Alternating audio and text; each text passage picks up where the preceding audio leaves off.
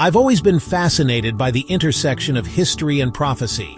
The role of the Pope in end times predictions has been a subject of intense speculation for centuries.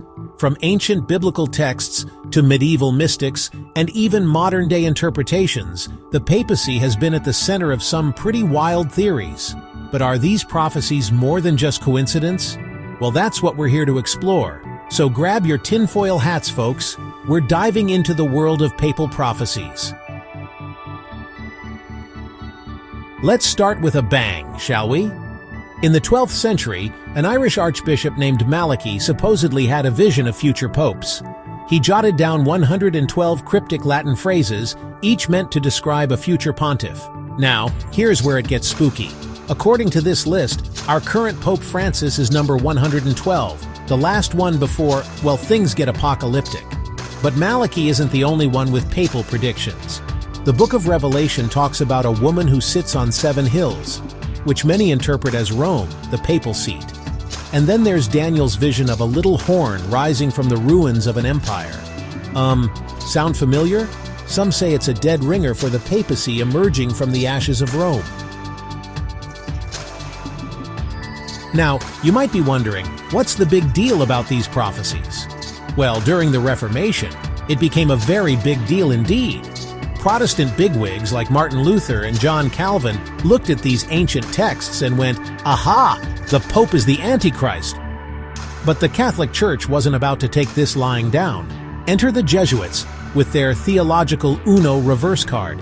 Scholars like Francisco Ribera came up with new interpretations that basically said, no, the Antichrist is a future thing, nothing to do with the Pope.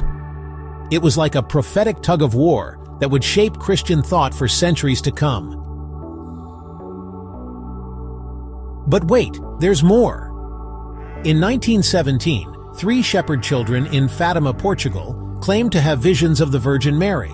Among other things, Mary warned about a bishop in white, interpreted as a future pope, being martyred. She also hinted at some serious trouble brewing at the top of the church. Others predicted a false pope leading the faithful astray. It's kind of like a supernatural soap opera with the papacy as the star. And it's not just Fatima. Throughout history, Catholic mystics have had all sorts of visions about future popes.